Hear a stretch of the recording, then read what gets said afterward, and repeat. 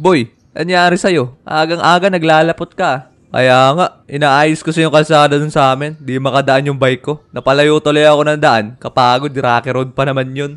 Rocky Road. Rough road yun. Ano yun, ice cream? Ay, rough road ba? Baka pag uwi mo, tambangan ka ng mga aso dun. Ay, wag naman. Ano yung pre? Para saan yung pagkatok? Ay, di mo pa ba alam yun? May kasabihan kasi, nakakatok ka daw sa kahoy pag may sinabi sa'yo na ayaw mo mangyari. Ginagawa mo? Ay, kala ko kahoy. Mukha ga akong kahoy. Ano yan, tuod?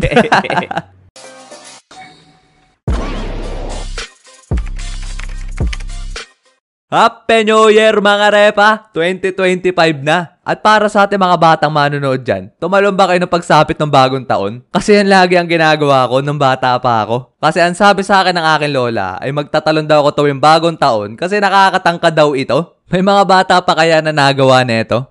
At dahil si lola ang nag-alaga sa akin nung bata pa ako, ay ang dami ko pa nalaman sa kanya na mga kasabihan na kahit hanggang ngayon sa pagtanda ko ay dala-dala ko pa rin to. Isa na dyan ay yung sa pilik mata. Alam nyo rin ba yung kasabihan dito? Dati kasi, pag nakita ako ni Lola na natagtagan ng pilik mata, ay pinapakuha niya sa akin to. Tapos magwi-wish daw ako dito at pagkatapos ay hihipan ko. At lahat daw ng winish ko dun sa akin pilik mata ay magkakatotoo. Ngayon nga sa tuwing natatagtagan ako ng pilik mata, ay si Lola agad naaalala ko. Tapos meron pang isa pang kasabihan na parang ganun din sa pilik mata. Yun naman ay pag may nakita kang palutang-lutang sa hangin na balahibo ng ibon. Naalala ko nga nung bata pa ako ay mapayapa ako nung nanonood ng TV. Tapos maya-maya ay bigla ako tinawag ni Lola sa may terrace. Ang gulat ko nga nun kasi ang lakas ng sigaw niya. Sabay pinagmamadali niya pa ako lumabas. Kaya nagdalas-dali ako lumabas nun kasi kala ko kung anong meron. Pero yung pala ay meron lang nagpapalutang-lutang na kulay puti sa hangin.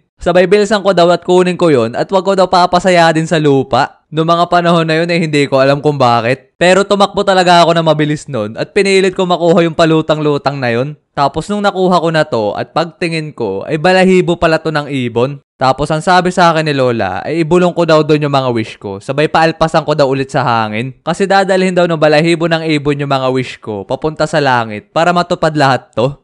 Dito naman sa kama mga repa, may mga alam din ba kayo mga kasabihan dito? Dito sa unan, alam nyo ba yung kasabihan dito na bawal daw tong upuan? Kasi magkakaroon ka daw na madaming butol-butol sa puwet pag umupo ka dito. Tapos meron pa yung isang kasabihan na pag matutulog ka daw, maglalagay ka ng libro sa iyong ilalim ng unan. Kasi nakakatalino daw to.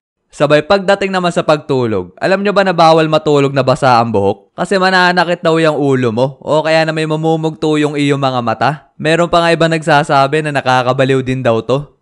Madalas ka ba nakakapanaginip na nakakatakot? Yung tipong gabi-gabi ay binabangungot ka? Pag ganun daw, para hindi na sa'yo ulit yung mangyari, ay babalik ta rin mo daw ang iyong unan para magbago daw ang iyong panaginip. Pero pagdating naman sa mga napapaginipan mo mga repa, ay may mga kanya-kanya din kasabihan yan. Isa na dyan, ay pag yung nasa panaginip mo, ay hinahabol ka ng aso. Pag yun daw nasa panaginip mo, ang ibig sabihin daw nun, ay may galit daw sa'yo. Pero pag ahas naman daw ang nasa panaginip mo, ay sweswertehin ka naman daw. O kaya naman pag nanaginip ka na nanlalagas ang ngipin mo, ibig sabihin daw nun, ay sweswertehin ka. Madami pa nga yung mga kasabihan na yan sa mga napapaginipan natin. Kaso yan lamang ngayon ang mga natatandaan ko.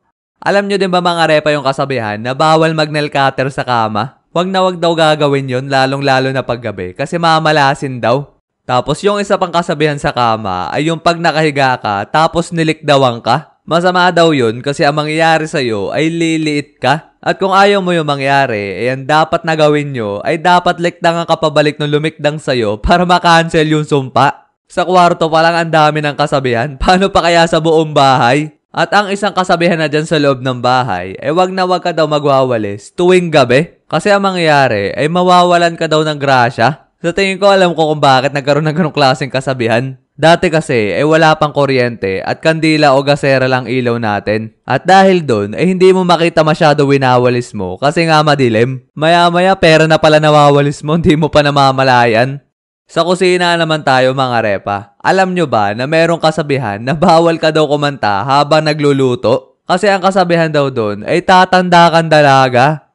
Ha? Ay walang niya mo. Bakit naman ganon? Applicable ba yun sa lalaki?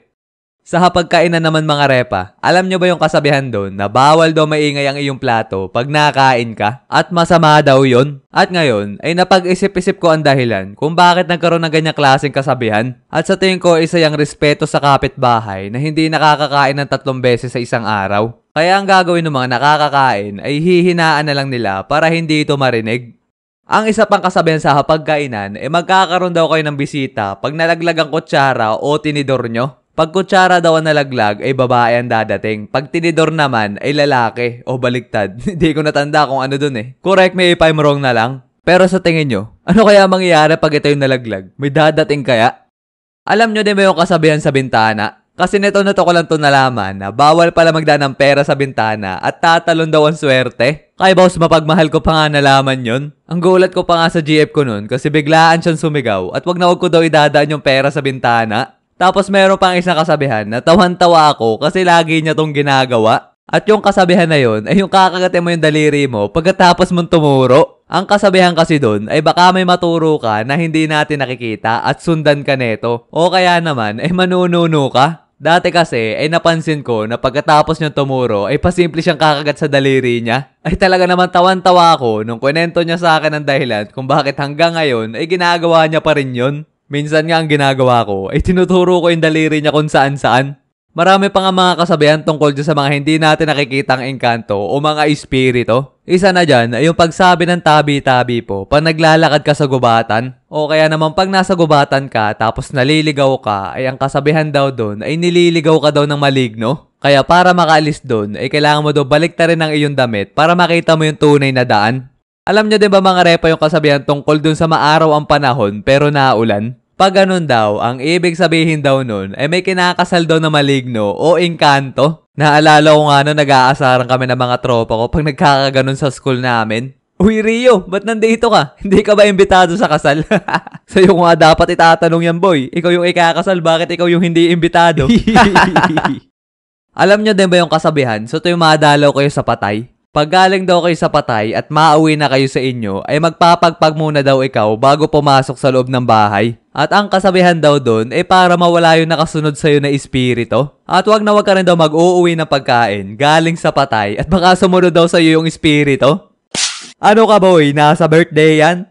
Meron ding isang kasabihan nung bata pa ako na sinabi sa akin ng aking lola na kinatakot ko talaga ng sobra. Gabi kasi nun, sabay nagkayaan kami ng mga pinsan ko na kumain sa terrace. Sabay nung mga panahon pa naman na yun, walang kailaw-ilaw doon. Tapos maya-maya, bigla kami pinagsabihan ng aming lola na wag daw kami kakain sa dilim. Kasi papaltan daw na maligno yung pagkain namin ng buhangin. Ay talaga naman kanya-kanya kami takbo ng mga pinsan ko, papasok sa loob. So yun muna mga repa, sana nagustuhan nyo ang mga kwento ko sa inyo ngayon. Kayo, may mga alam pa ba kayo ibang kasabihan na hindi ko na isama sa kwento? Abay, share nyo naman yan dyan sa baba. Malay mo magkaroon ng part 2 itong video natin na to. Pero ang tatandaan natin mga repa, ito mga kwento ko to sa inyo ngayon, ay mga kasabihan lang tong mga to. At hindi naman masama na maniwala dito. Pero bago natin sundin yung isang bagay, dapat alam natin sa sarili natin na tama ito. O kaya naman wala tayong nasasaktan o natatapakan na ibang tao. Pero may mga ibang kasabihan talaga na nakamarka na talaga sa ating mga Pinoy. Pero bago ang lahat, gusto ko nga pala magpasalamat kay Commander sa GF ko. Tinulungan niya kasi ako dito mag-isip ng mga kasabihan. At dahil laking lola din siya, ang dami niya sa akin nabigay na kasabihan. Pero bago ulit ang lahat, wag na wag niyo muna kakalimutan na mag-like and subscribe. At pindutin niyo na din yung bell notification na yan para updated kayo sa ating mga padating pang animation. So yun muna mga ERP, kita-kits sa ating next video. Peace!